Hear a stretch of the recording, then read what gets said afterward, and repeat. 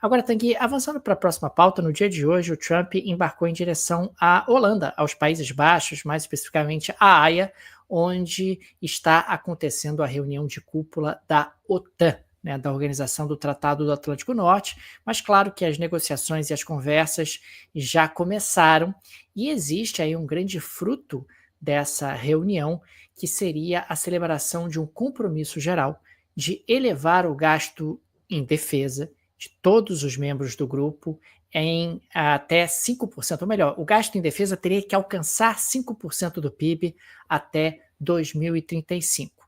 Desses 5%, 3,5% do PIB seriam para despesas militares básicas, tropas e equipamentos, por exemplo, e 1,5% do PIB para áreas como infraestrutura militar, cibersegurança e mobilidade. O acordo deve ser alcançado nessa reunião de cúpula, pode ser formalizado ainda essa semana, mas ele acabaria prevendo também uma revisão em 2029 e, eventualmente, algum tipo de ajuste. Lembrando que são 5% do PIB até 2035.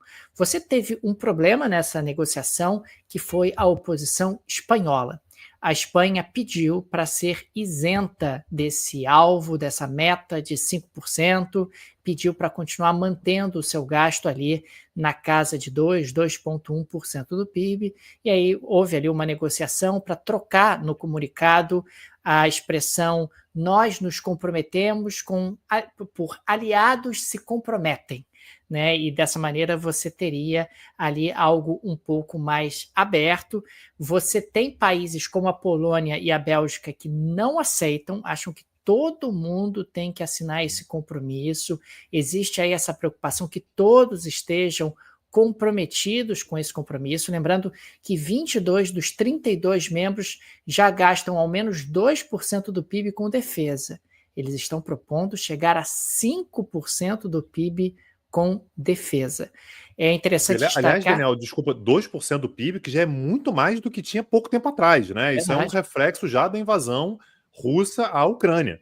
Então, isso já é um aumento muito grande. Então, a gente está falando sobre países europeus, Daniel, que às vezes tinham gasto ali na casa de 1,2%, 1,3%, e que agora a gente está falando para aumentar para 5%. Os Estados Unidos, por exemplo, gastam 3,4%. Os Estados Unidos gastam 3,4% do PIB. Eu fico imaginando os Estados Unidos onde é que eles vão colocar 5% do PIB em defesa. É uma quantidade de dinheiro que eu acho que a gente não tem muita noção ainda, né? É verdade. Agora, os Estados Unidos ainda não colocaram com clareza que se incluem nesse compromisso. Aliás, o Donald Trump ele foi questionado durante a viagem, ali ele deu uma pequena entrevista coletiva a bordo do avião presidencial, e aí ele foi perguntado sobre esse compromisso, etc. E ele deu meio que ele meio que se vangloriou, né, dizendo: olha, tá vendo? Eu sempre pedi para que os aliados da OTAN gastassem mais com defesa, que pagassem pela sua própria defesa, e ele foi diretamente questionado se ele honrava ou honraria o artigo 5º da OTAN, que é aquele de mútua defesa, e ele escorregou, Tanguy, disse que ele está comprometido em defender a vida, que está comprometido em defender as pessoas, mas não respondeu nem que sim, nem que não, o que me parece, do ponto de vista do Trump, é a melhor estratégia, porque ele não se descompromete com a defesa dos aliados, mas ao mesmo tempo também não se compromete e fica ali numa zona nebulosa, no melhor estilo Donald Trump, imprevisível como sempre. Aliás, nessa mesma mini coletiva que ele deu no avião ali, Daniel, ele mostrou, isso é uma indiscrição dele, né? Mas ele mostrou um print das mensagens do Mark Rutte, que é o holandês, que é o secretário-geral da OTAN. Então, a mensagem privada que o secretário-geral da OTAN mandou para ele, e ele mostrou para a imprensa o print. Por que ele mostrou, Daniel? Porque é o Mark Rutte sendo um bom de um puxa-saco e dizendo o seguinte, o print diz o seguinte: a Europa vai lhe retribuir de forma grandiosa e esta será a sua vitória. Esse é o que o Trump mais ama, né, Daniel? É o Mark Rutte, o cara, secretário-geral da OTAN, dizendo que ele é o vencedor, você é o vencedor, você é o cara, a gente vai te retribuir, a gente deve tudo a você. O Trump ama isso, né? Ele ama isso, aliás, é muito fácil realmente amolecer o coração do Trump, basta você puxar o saco dele.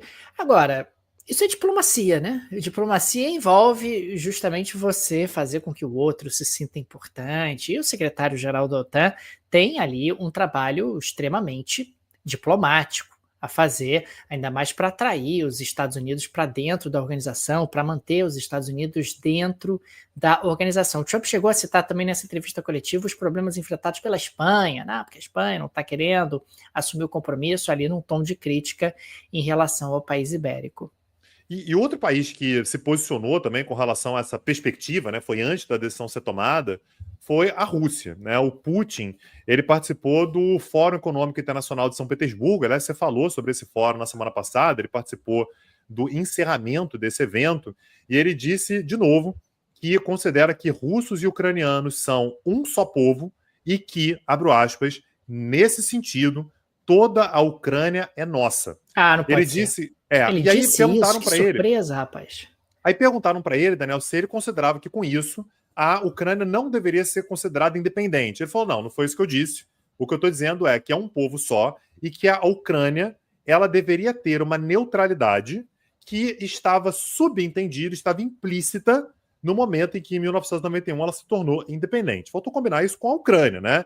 Mas, segundo ele, a Ucrânia deveria ter uma independência, uma neutralidade que estava implícita no momento da independência. E disse com isso também que a Rússia pretende avançar, inclusive em direção a Sumi.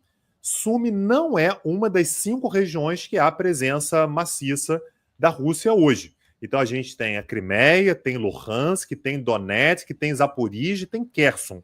Sumi fica um pouco mais ao norte. Por que ele falou sobre Sumi? Porque Sumi é exatamente de onde os ucranianos invadiram a região de Kursk, que é aquele território dentro da Rússia, que a Ucrânia tomou durante um determinado período ali. Ele falou assim, inclusive, de repente a gente até toma a região de Sumi e a cidade de Sumi, que é a principal cidade dessa região. Existe a possibilidade. E ele fez críticas também a esse aumento do orçamento da OTAN, né, para 5% do PIB dos seus Estados-membros, e disse que a OTAN está comprometida com a militarização e isso abre uma brecha para o inferno, né? Esse foi o termo dele. E a última frase dele, Daniel, que eu só queria citar aqui, quando ele fala isso, que Rússia e Ucrânia são o mesmo povo e tal, ele usou um provérbio russo, que diz que, porra, Daniel, ser vizinho da Rússia deve ser muito complicado. O provérbio russo diz, onde pisa um soldado russo, é Rússia. Porra, imagina, Daniel, você ser vizinho da Rússia e o presidente aparece com uma menção dessa, com uma reação exatamente a essa ampliação do orçamento militar da OTAN, Daniel.